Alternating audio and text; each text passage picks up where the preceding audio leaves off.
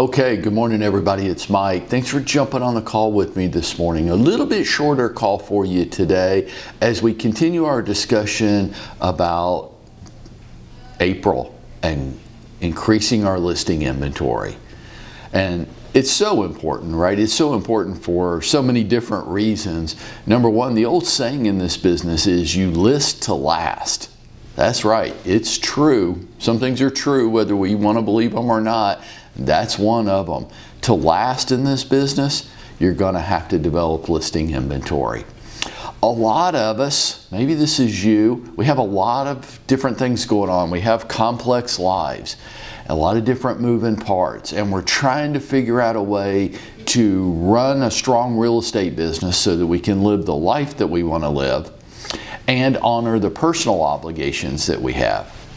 And I can tell you emphatically that the number one best way to do that is to increase your listing inventory, because buyers take up so much time. Listings are so much more controllable. I can literally take an unlimited amount of listings. Many of you, many people, they hire me. I go and do talks like this. Mike, how do you sell more than 1,000 houses a year as an individual agent? It doesn't seem possible. And my answer to it always is, well, the way you do it, it's not possible. The way I did it was very simple. In 2011, I sold 1,504 homes.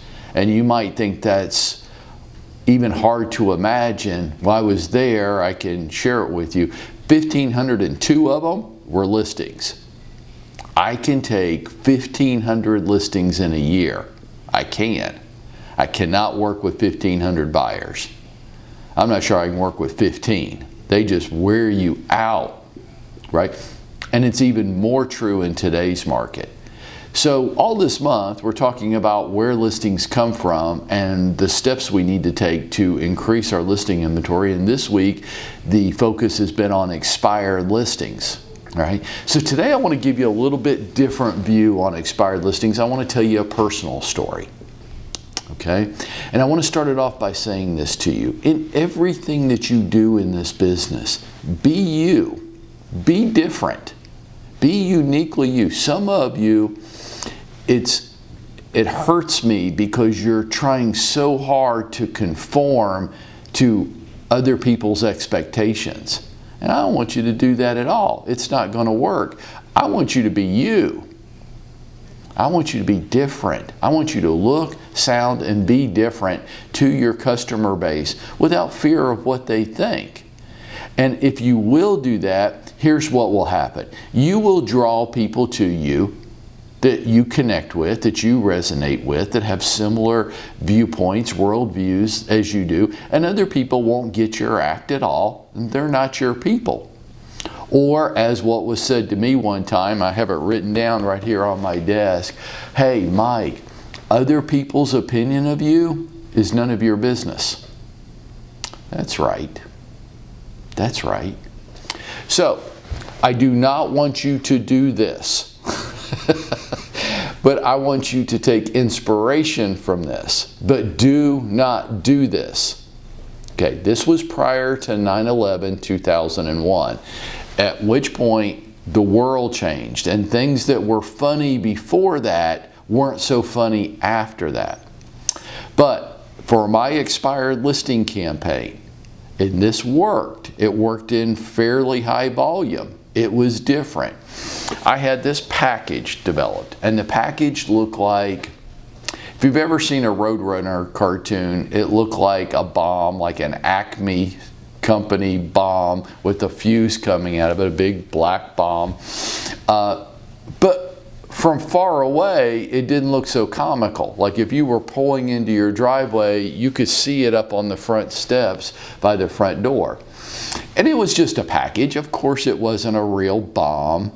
It just kind of looked like it. And inside it said, bang, your listing is dead. And then I had other material to go along with it. And some people didn't think that was funny at all. Some people got upset about it. Some people thought it was, it scared them. I'm like, well, come on. But you know what? They weren't my people. Other people thought it was funny, thought it was unique, thought it was creative, and I had a runner, and he ran around and delivered and put these on people's front doorstep every morning. Did I list everybody's home from that? No, I didn't. Some people didn't like me because of it. I don't care.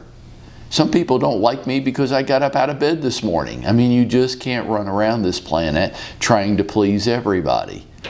Now, after 9/11, it is not cool to put anything that resembles a bomb on somebody's front doorstep, okay?